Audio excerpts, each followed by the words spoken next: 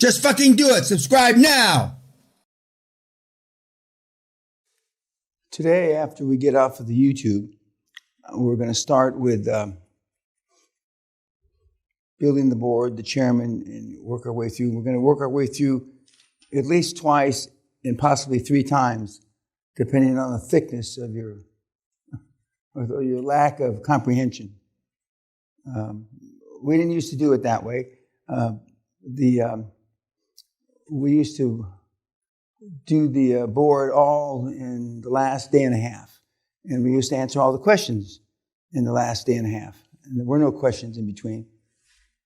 And as you can probably imagine, the seminars went smooth as baby shit. Because you weren't asking stupid shit until the end. And then hopefully by the end you understood more, so you had less spaces to ask stupid shit. That was the good news, and that was easy for me to do the seminar. The bad news was, most of you, because you don't take notes, or you don't take copious notes, forgot your fucking question from the second and third and fourth day by the time the end of the fourth day and the fifth day came around, and the sixth day. So we experimented, gathering data. I now know gathering data that answering the questions when they came up was better. And I know from business, for example, I'm going to give you a bonus. If I give you a bonus weekly, it has more effect than if I give you a bonus yearly. Because it's tied closer to the event that you earned the bonus. And we're going to talk about bonuses and compensation later. But so we answer questions now as they come up. Although for your seminar, we filtered a number of the questions out because I said we're not going to answer questions that I know if you read the material, and there was a lot of material that you should have covered, you shouldn't be asking that question. And again, not apologizing, but in the beginning I said that for some of you it's going to be more of a hardship because you're not as quick.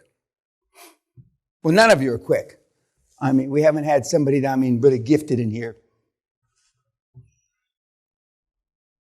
25 years. Maybe never. I'm giving a couple of the benefit of the doubt. Before I had data. Before I started collecting data. In the first 6 or 7 years of the seminar, we didn't collect data. Because I thought the data was like toilet paper. I'm a believer. I'm a born-again believer. Because I've seen where we track things, and it actually does give me insight. I.e., I read the homework, yada, yada, okay. But the new excuse for not getting the work done, the new excuse for you not doing the QLA model more rapidly, the new excuse for you taking longer to do your first deal, what Corona has brought out about how supply chains, that's the new excuse for everything. And when you're in the deal, 30 years ago when I started giving these seminars, it took, roughly speaking, to do a $100 million deal, it took, roughly speaking, about 45 days. This is before the sophisticated computers, before the algorithms, et cetera, et cetera. Now it takes 60 to 75 days. We've got all the equipment known to, Jesus, but it takes us about 50% longer. And it's no different garbage in, garbage out. If you don't change the input and you push the send button, you're going to get the same fucking answer time after time after time. Does everybody understand that? Then why does it take us 50% longer? Because we got no huevos now. We've got nobody that wants to step up and make a decision. They're all afraid. Not just in this seminar, the world. Before Corona, Gallup, which is one of the leading poll makers or whatever, did a survey, and 87% of the world's unhappy. 87. I'm surprised it's that low. And that's everybody from Ethiopia to Paris to you name it, 87%. Now, a preponderance of that is Ethiopia, et cetera, where 100% of the people are unhappy. 87% of the people that wake up every morning wish they didn't wake up. That's pretty staggering. And that's you. But the people that you're going to be looking for, and there's only one moving part in the QLA model, and that's a motivated seller, are more unhappy than you. Hard to believe, but true. And we've got reams of data. And the worse the economics of the world are, i.e. 2000, you wanted to know if it was going to be another 2008 or 9. I mean, we were making money like we were shitting gold bars during the crisis. Literally shitting gold bars because everybody was scared shitless. And during the 90-day or 100-day recession that we had back in 2020, we were shitting gold bars. And we shit gold bars all the way through arguably the end of Corona, which would be probably the end of last year, which is just a month away. The worse it gets, the better it gets for us. The worse. And now at some juncture, I may not be alive when it happens, the lines cross and it's even not good for us. I've never experienced that personally in my 52-year career, but I know that nothing's forever. Just as I said for a year and a half, when we were at a 70-year high in the various markets, in the various indices, nothing lasts forever, kids.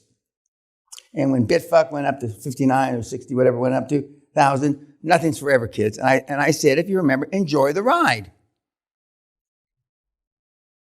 And remember, not just for equity that we generate and generational wealth, but a rising tide, all the boats go up. And you essentially, your economic lives, except for a couple of you that are older, we're in a rising market, roughly speaking, from 2008-9 to 2020.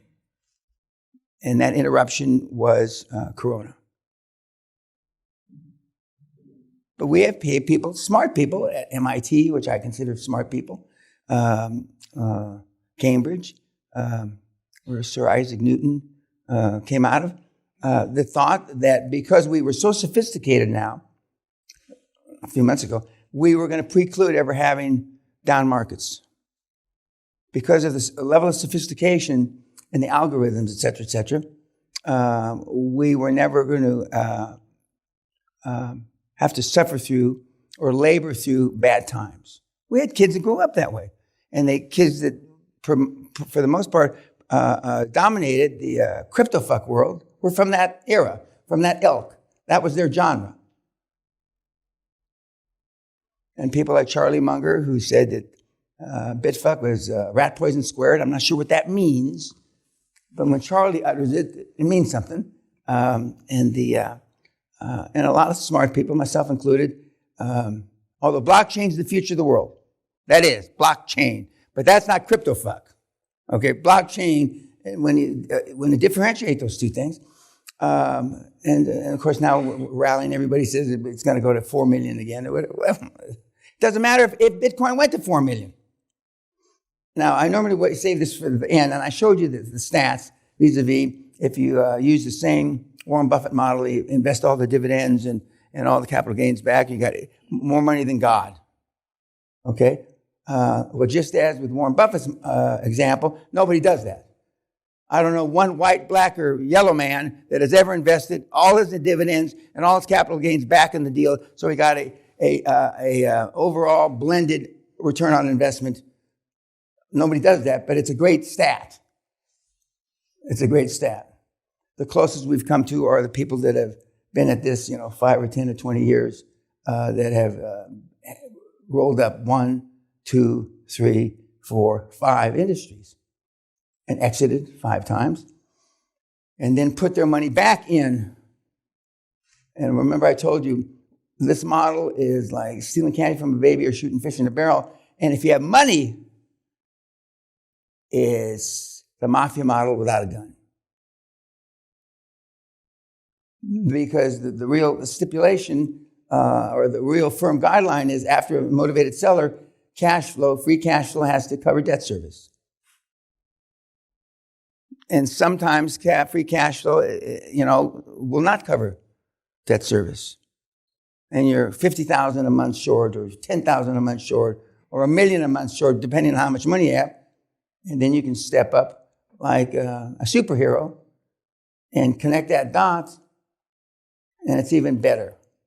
The rates of return are even, more significant, notwithstanding you have money in the deal. And right now we're in the prognosticators, which I tried to stay up a little later last night to think. I wanted to hear what the bullshit artists, the moving heads on BBC and Al Jazeera and CNN and CNBC were saying. And they were they were full of the same bullshit as normal. But the people are jumping back on the bitfuck wagon. And they're talking about a bottom. And I'm not here to talk about that. I don't want to give a shit if it's a bottom. But there's something that is really, it's hard for the kids to distinguish. Even though I make fun of your 401ks in America or your pension plans or whatever you have them, because they don't amount to shit. 67 or 69%, again, Gallup, of people that retire don't retire with enough money to live the way they want to live. So call it 2/3. So you work 25, 30, 40 years, and what do you got? Fuck all. The days of you working 30, 40 years for AT&T or whoever, getting a pension and getting a gold watch, not as nice as this platinum watch, are over. And that's why they've given the ownership and the responsibility and the accountability back to the employee to manage his own pension fund. Because the pension fund results were shit. So that happened about 20, 25 years ago. And so now we are where we are, and everybody, not everybody, but it's the civilized West, as it's called, the employees are responsible for their own retirements. Except if you're Asian, and then you're going to take care of your parents because that's how they trained you. You're their pension plan. And that's wrong on so many levels. I could speak a year, of course, on how wrong that is, but it's still there. And I'm not going to change it. And one of the things I learned many, many years ago, and it's one of the mantras, is don't waste time on things you can't change. And so I'm not going to change the Asian culture that's lasted 50, 80, 100,000 years. So continue to take care of your parents. That's cool, But we're at a different kind of juncture. And he asked me if it was going to be like the 2008-9 collapse. And I said, no, it's going to be different. It's going to be a different collapse. And I told you the only way around that collapse is for us to debase the money. And for every dollar you've got, for every euro you've got, for every Swiss franc you've got, they cut them in half. You go to bed Friday night, and on Monday morning, they'll probably have a bank holiday unannounced Monday, and Tuesday the bank's open, and everybody's money's worth 50% less. It will actually take about a 42 or 43% debasement of currency worldwide to get rid of all the deficits in the world. That's a hell of a note. But it's never going to happen, so don't worry about it. So don't worry about things that, it's not going to happen. No president, no prime minister, no anybody that's ever elected in office, myself included, when I get elected, is going to do that because he'll be a one-term person, and nobody wants that legacy. They're interested in building their libraries, et cetera, and collecting money for various philanthropic organizations that they represent. So since that's not going to happen, we're going to live with a deficit until everything implodes. And we get to the Mad Max, which is coming just like I took a shower and brushed my teeth this morning. Mad Max is coming. When you take what you want and shoot them down on the street like dogs. I wish I was 25 years old, so I'd have 50 years to live into that. But, I'm not. I'm 77. But that is my environment. I was born 200 or 300 years too late. I am going to reinstitute, I'm not sure I'll get the votes, dueling in Parliament. Pistols or swords, asshole. I'll meet you in the main square at sunrise. And we'll get a lot of shit done a lot quicker. I am a world-class shot. And I guess I could learn defense, and that's the way we're going. That's the way we're going. This model will work then, pistols or swords. The Medellin drug cartel doesn't come here because my model doesn't work. But the question is, and I started to look at some homework this morning, is whether you can do it. That's the question. And that's the fear you have. And that's the basis of your questions and the basis of all the questions we've listened to so far on the webinars. You can hear the fear in their voice.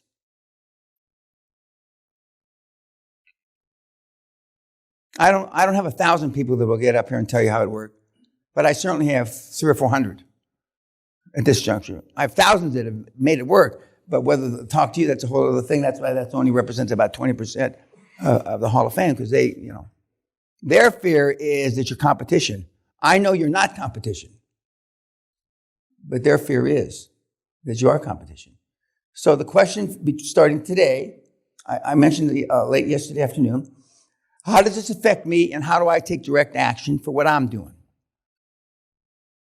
Many of you in this room still have not picked an industry. You have the reason I give you all that shit to read and all that time is so you have an industry by the time you fucking get here. Only 2 or 3 of you have. But that's how you've lived your life. You have not run towards the gunfire and killed everything in front of you. You've kept your head down. Stay out of trouble. When I went to school the first day, when I was 5 years and a few months, my mother walked me not right up to school because she didn't want to embarrass me. So in my neighborhood, that your mom walking you to school. So a couple blocks where she could look through the trees of the little park that's next to the school to make sure I got in the building. And she says, keep your head down. Stay out of trouble. Don't ask questions. Okay? Of course, I didn't do any of that. And when I had my reminiscent walking through hell with Sally a few months ago, and I busted this guy, put this guy's eyeballs out, I busted his, it was like memory lane. And when I go back to Los Angeles in a couple months, and we're going to go back, and I'm going to see what else I can do for the grammar school. But as soon as I found out Marilyn Monroe went to my grammar school, I was as happy as fucking Larry. I only wish that she wasn't 19 years ahead of me. I would have fucked that where she breathes. I used to go around, little girls used to wear training bras. I don't know if they still do. When they had training bras, and I used to be around undoing their training bras. I did all kind of shit when I'm 7, 8, 9 years old. Just imagine if Marilyn Monroe.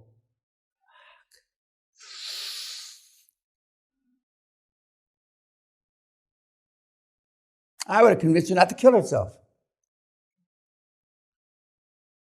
Now, see, that's how I think. Just like when I asked Gina Lola Bridget out on her 50th birthday. I've always run towards the gunfire. I've never shied away. Now is the time. In the next 24 hours, you better decide where the fuck you're going. Otherwise, the last 3 days of the seminar are going to be a waste to you. I'm going to say it again slow. In the next 24 fucking hours, you better decide which motherfucking industry and which motherfucking vertical you're going to be in. Otherwise, you're not going to be able to connect the dots for the seminar starts tomorrow morning.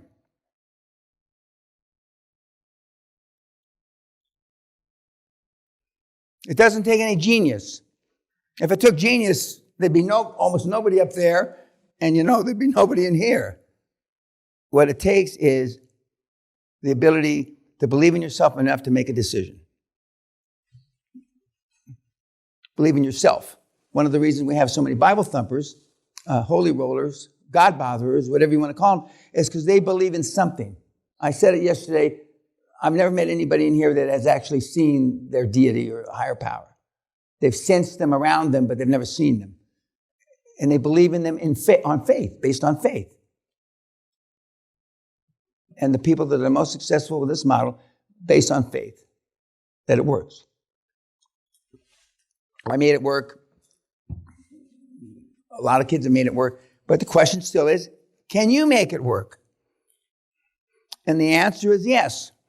I'm the only guy that's done this on the planet, created.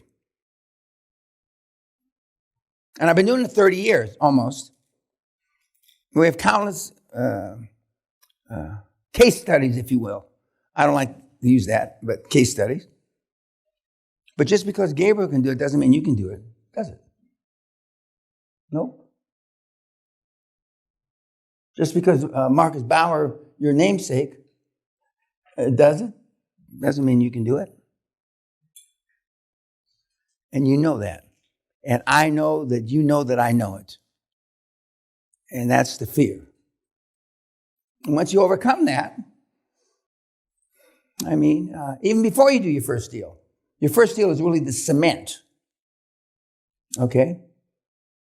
It's like when I first started giving seminars, there was a guru or two that had read 700 books, supposedly.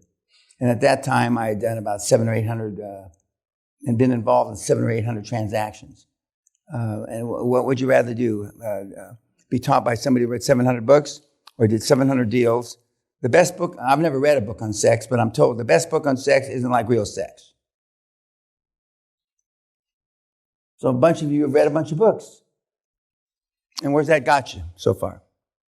And now it's beyond books. Now it's fucking podcasts and all these other things. And what has it gotten you? Not a fucking thing. I bet some of you in this room went and listened last night to somebody's fucking podcast. I'd bet my left nut. How? What? Here, I'm saying why now. How is that possible? It's like you're seated at the right hand of motherfucking financial God. And you go and listen to some cocksucker's podcast. How is that fucking possible? Because you're a fucking pendejo moron. And you don't deserve anything other than what you've already received. And that's to be a fucking dingleberry where I missed wiping my ass this morning.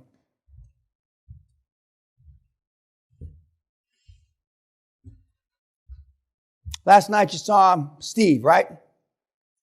Comments about, well, full disclosure, I may be one of the last persons that ever saw him alive in Bangalore, India, at a private exclusive club. There's a dance floor. Sally and I were there as guests of somebody else. And Steve was in the middle of the dance floor by himself with his eyes closed, dancing like this. For not 1 hour, not 2 hours, not 3 hours, but more than 4 hours.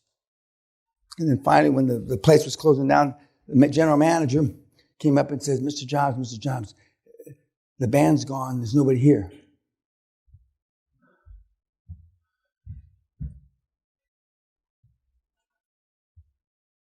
Did he leave? No, he didn't give a fuck that the place was closed.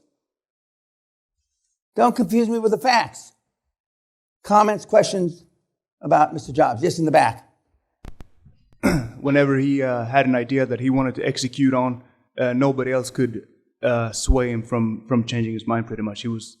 Once his mind was made up, he just followed through no matter what anyone else said. Correct? But all the guys, all the icons that you revere because of what they've accomplished, and he's one that really did change the world. Okay? A lot of guys that say they changed the world haven't. But he was at the other end of the continuum vis-a-vis wanting to be liked as effective. He didn't give a fuck about what anybody thought. Everybody in this room, to one degree or another, carries that as baggage, what other people think of you. In a lot of cases, women, what their mom thinks. We've had a woman here about 9-10 years ago in the other room, the other seminar room, that talked to her mother between 15 and 20 times a day on the phone.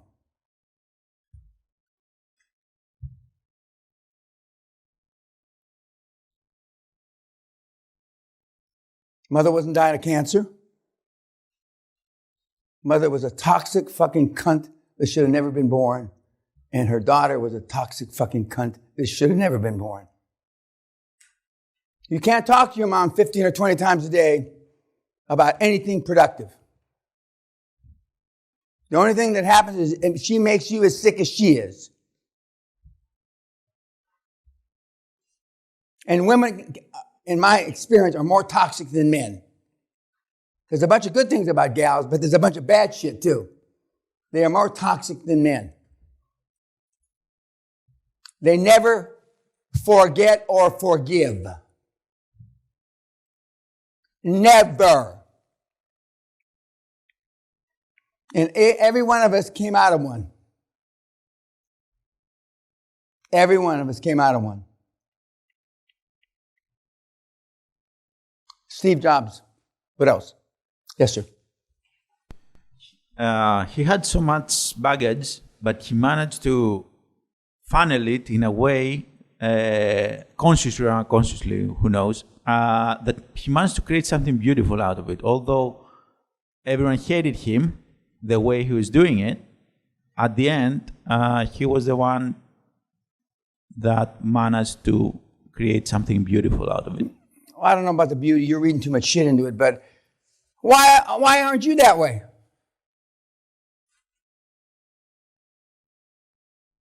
You make it sound easy. Fuck. Other than the cheap cliche, beauty's in the eye of the beholder. Why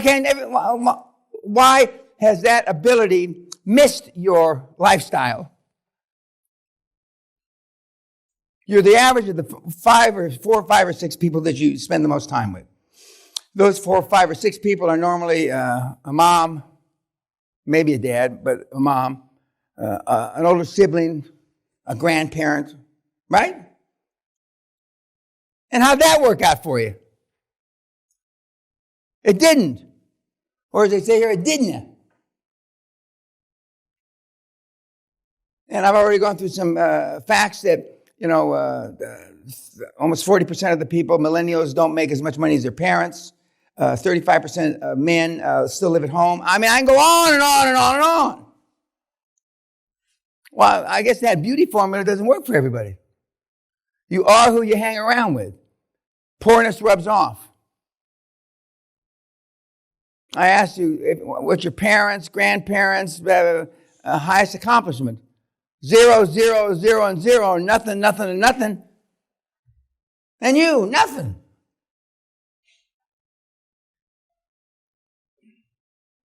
And, I don't know if there's been 100 Steve Jobs or 10 Steve Jobs or a million Steve Jobs. But you don't have to explain about Steve Jobs, the name, do you? He was a first-class asshole. Only recognized his daughter when he found out she was smart. And when his birth parents found out who he was, they gave him up for adoption. He told him to piss off. Didn't want to have anything to do with him, as I would have. He didn't ask them why. Why did you abandon me? See, you dipshits would want to know why. Look at yourself in the fucking mirror, and that'll tell you why they abandoned you. If you think, you know how they say in these commercials where fat people wearing lingerie and shit like that, which just grinds my ass. Everybody's special. Everybody's, you heard that shit, right? What a load of hot cock that is. You're not special. You're not even mediocre at best. You're a joke. But nobody tells you. Except here. And why do I keep telling you? Because it works.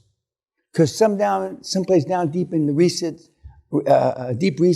recesses of your little pea brain, I may be able to snap something where the synapses weren't connecting, and then they connected, and the rest of your life is different. That doesn't happen very often. Some of the people that you heard so far, I've been able to do that. But you've got the book, Release Your Brakes, by Jim Newman, one of my mentors. Now, how do I why are my mentors, these guys, world class? And yours, or hot cock nothing. Because I've had the self-confidence. When I was a kid, I thought all girls wanted to fuck me. I didn't ask, I thought, other than I'm a world-class fuck, and you can't get your willy wet. Steve Jobs was a prick. First class. What else about Steve? Yes, sir. Have a question around Sure. self-esteem. So, how did he develop that self-esteem? He was adopted, and he said, "I am right," and he was right several times. He was wrong a bunch of times too, but he didn't let the wrong. I'm not trying to interrupt your question. He didn't allow his mistakes to get away for his future successes. Remember, I said I can't remember the last time I failed, and you can't remember the last time you succeeded. And I've had some big motherfucking fuck-ups. I told you about 2 or 3. I mean, I also missed out on worldwide wrestling, the fake wrestling, McMahon. I'm coming back from Connecticut. In those days, you're watching videotapes.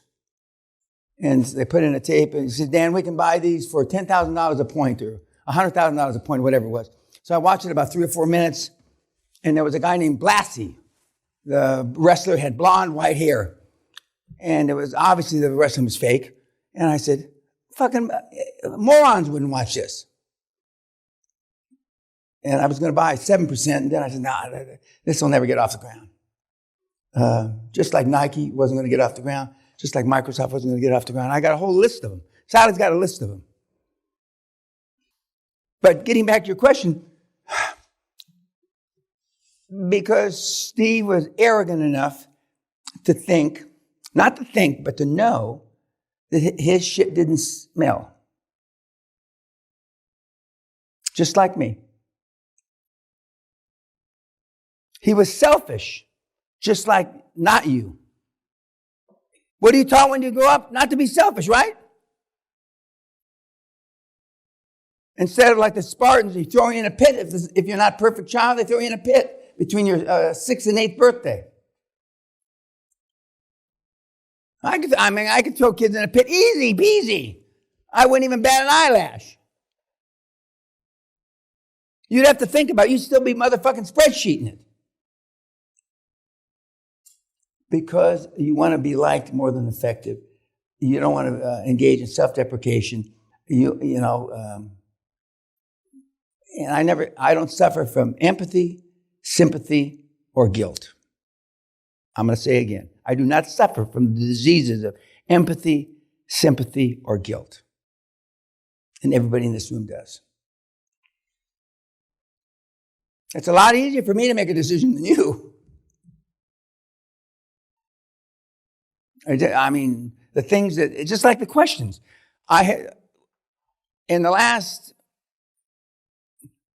We didn't keep data the first 7, 8 years of the seminar. We kept data since the 7th or 8th year till to now. And since the 7th or 8th year till last year, 2022, I've only heard one question out of all the people that I've interfaced with that was appropriate to be asked during this seminar. Only one. 7 from 29 years, 20 and 22, 23 years, I've only heard one question. One. And it was about 4 or 5 years ago. And I don't say I almost fainted, but I almost fainted. Fuck. And it wasn't because that person was smart. It wasn't because he was dumb. It wasn't because, he was constipated or I don't know why. But he asked the question. And then at the end of the seminar, I made a comment about it, and I said we should give you a special award. And then he couldn't remember the question he asked, which I found hilarious. And of course, and I'm not going to tell you the question, but all his group wanted to know. They all thought they had the answer. So they spent graduation night, in addition to drinking too much, and trying to, pontificate about what he said. Now he's gone on to be successful. He's up there. But the truly most successful people up there don't know the why they're up there. They only know the how they're up there. Almost everybody in this room wants to know the why still. And I can see it in your face. And you will suffer. And it will take you longer. Instead of there used to be a saying, caution to the wind. I think that's still a saying. Instead of throwing caution to the wind and going balls to the wall, running towards a gunfire, if you've never run towards a gunfire and you're 50 years old, you're not going to start this afternoon. It's not going to happen. A 66-year-old, which we're going to talk about a little tomorrow, who threw caution to the wind, balls to the wall, and he did 39 deals in his first 3 years, 39 deals. And he's running around on his G5 now. And I don't know, he's still married to the same woman. I don't know what other curricular activities he may or may not have. But 50% of the people that you're going to listen to starting today, they were out of the childbearing years.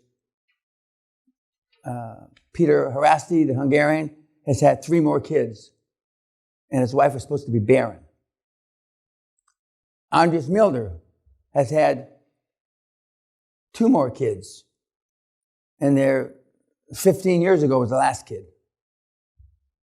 And I can go on and on and on, because you stop shooting blanks. You got piss in your vinegar again. And those little sperms, 300,000 or 400,000 or 500,000 of the little shitheads, And these women that, when you're 50 years old, God love you, you don't need a kid sucking on your nipple. You know what I'm saying? So I'm hated by a number of the women. Of course, the guys, Thomas McGuire has 5 sons. His chest, he's a little teeny shit, but his chest, when he talks about him, his chest kind of grows like in a cartoon. So QLA does some other things for you. And for those of you gals that think you're barren, I wouldn't count my chickens, or you might get ready to count your chickens again. What else about Steve? Yes, sir, in the back. Yeah, I want to follow up. So I'm thinking about self-esteem. My question is, how did you develop that? Well, first of all, you don't think about it. You do it. No. You don't read books about it. You do it. In the 90s, in the 2015 period till now, when during your weekly report, you got to do something that's, what did you do to scare yourself today? I'm embarrassed to say, for some of you, it's going to be, I asked a girl out on a date. I can't relate to that. A guy, 2-3 years ago, before Corona, ran on a treadmill every morning at 5:30 in New York City, and one of those 24-hour fitness places, for 3 years. And he asked the same girl, out for a coffee.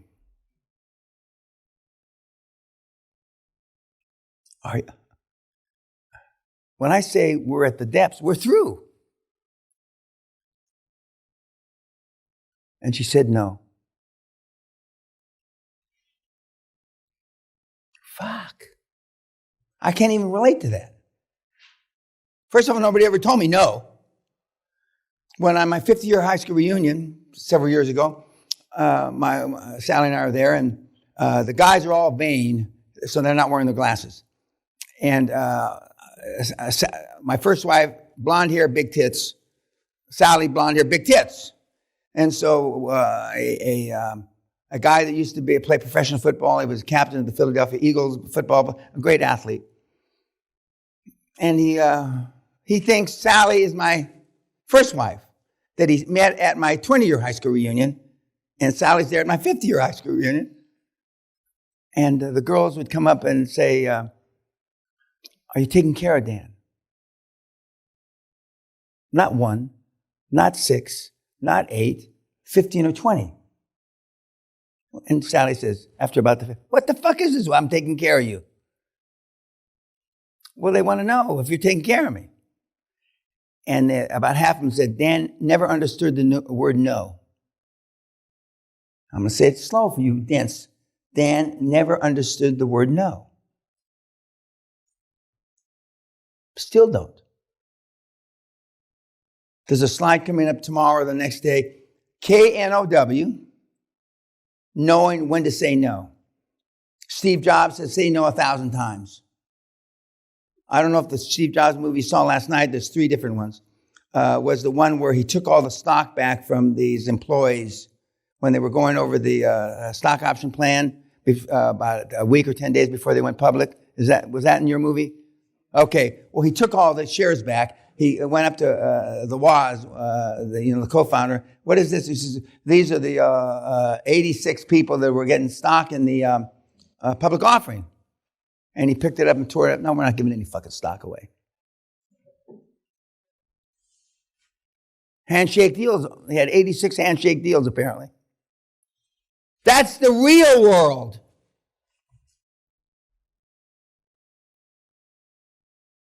Anything else about Steve? Yes, sir.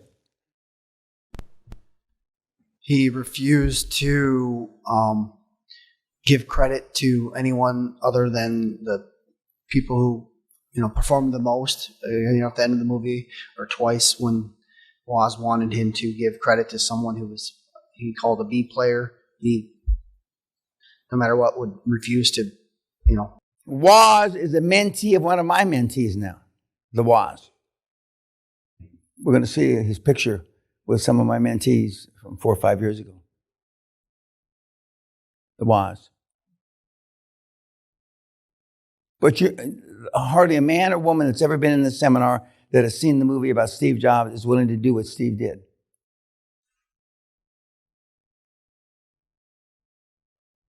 He lived in a mansion that he never furnished. When you move and they bring shit in boxes and packing. When he died, the boxes were still unpacked in the big house he's got there. He had in Silicon Valley, wherever the hell it was. He got the house. I don't know why I bought the house, but somebody, like me is supposed to have a house like this. But he lived out of cardboard boxes the 4 or 5 years he had the house. You'd be up there putting up little pictures, and I could just see, it must be fun. Fucking morons. Okay, anything, questions about Steve? Comments? Yes, in the back. In one of the scenes there, Wozniak told him, you don't know anything about computers, you are not an engineer. But he said that he knows how to play the orchestra. See, you want to know, you want to know the why. Because you're insecure, you have low self-esteem, you have low level of self-confidence, and you care what people think. I've fucked up so many things, I could write volumes. Some of the things I've fucked up. I fucked up more things than I did right in the first 25, 30 years of my career. The things I did right happened to be big, but, I've told you, I've shared 3 or 4 of them. I mean, I got a whole list of them. From not wanting to go meet the Pope because I was too fucking busy, which is... the church forgave me for that, though. I mean, they've told me that we forgave you years ago, Mr. Peña. Write another check. How high a level of forgiveness am I going to get? It's not quite that simple, but more or less it is. More or less it is. Okay, now, at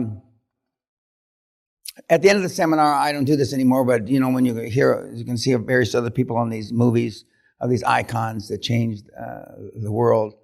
And you virtually have none of their attributes. We used to have a little exercise, and you have none of them. Zero. Okay? You can aspire to do some of the things, and the easiest and the most accessible to you is to run towards the gunfire. That's the easiest. And that running towards the gunfire is making associations, not friendships. These guys don't have friends. You don't see Bill Gates at the Super Bowl, do you? They don't hang. They don't fucking chill. Sally and I were on the Orient Express a few years ago, like the one in the movies, and which is a great experience. I would recommend it highly. And two things happened that didn't change my life, but the bar car of the Orient Express is small. And, they may have 300 people in but only maybe 30 can fit in the bar car. And when we walked in the bar car in this tuxedo and we're in there, and Sally and I are standing, you can't even get this close to the bar. And a young Asian couple, I think Japanese, pretty sure Japanese, the guy looked like a Japanese James Bond, and his girlfriend, wife, slut, whatever she was, looked like a Marvel superstar, and they got up and gave us their seats. And at first I was offended. I didn't like it. But a lot of people I'm old enough now that people give me seats, and people hold the door for me now. I don't like that either. And so then Sally says, it's all right, we'll sit down. Thank you very much. We appreciate your kindness. And so I was still pissed off. 2 drinks later, I'm still pissed off that they gave me their seats. But you're going to meet the kind of people that you want to rub elbows on the Orient Express. Sally and I went on the Four Seasons super yacht here a few weeks ago. And it's allegedly the most luxurious yacht made. Sally didn't like it because they served the same thing for lunch. The menu didn't change for lunch. And but see, I can eat snail, escargot, and 365 days a year. Stinking of garlic, as my wife would say. When I like something, I like it. I can eat it 3 times a day, escargot. But on that super yacht, there was nobody poor there. Nobody knew there was a recession. Nobody knew that we had a recession in 2020. Nobody knew.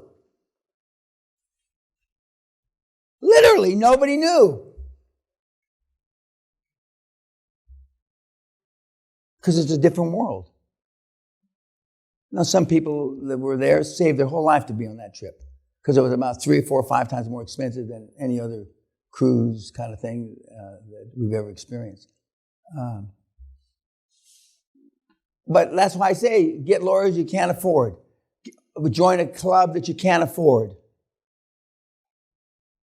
Because anything you can afford now, there's nobody going to be there worth a shit to meet.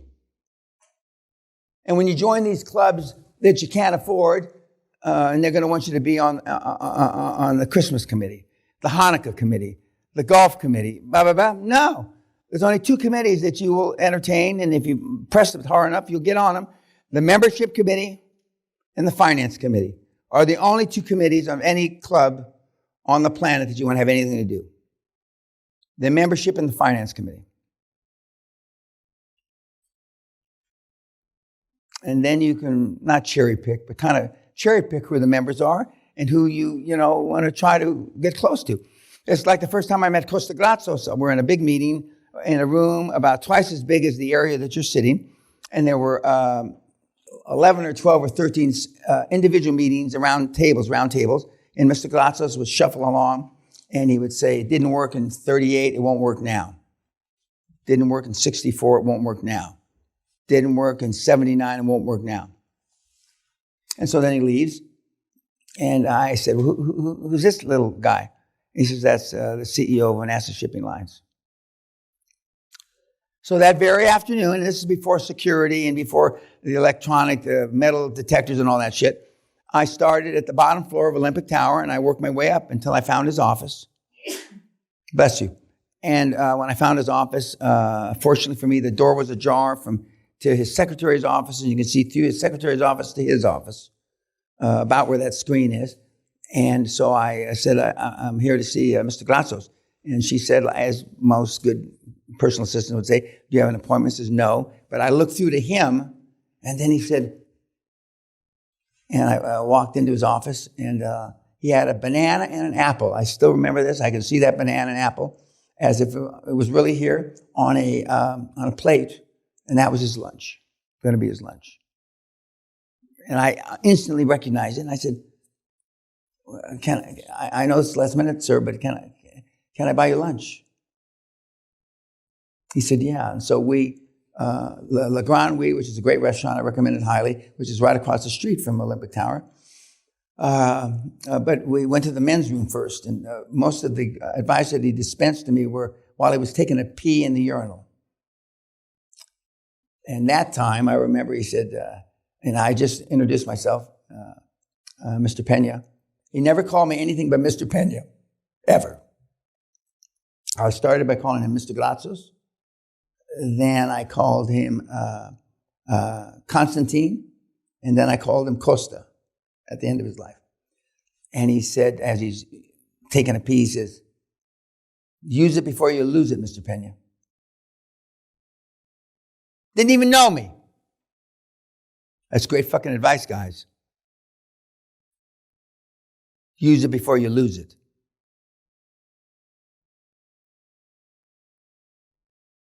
And that was the beginning of a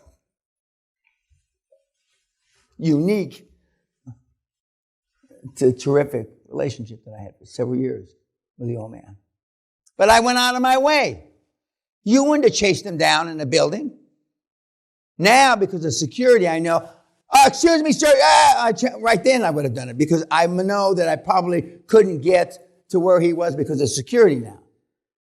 That's not the case now. Or then. And I stop people. And that's why, even though I don't like to be stopped walking down the street or in airports, I admire the kids when they say that. Excuse me, are you Mr. Peña? And but you don't. We're not going to go into, it's obviously, we know why you don't. Some of you will say, some of the thicker dipshits in the room, well, I don't want to invade his privacy. Or in this country, privacy. That's such a fucking cop-out, you have no idea. I could lecture a week on why you're a cunt for saying that. Or even thinking it.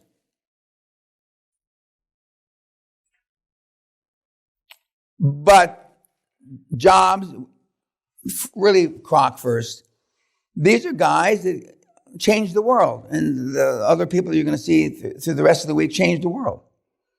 And in my judgment, all of them didn't change the world for the better. They didn't change the world for the better.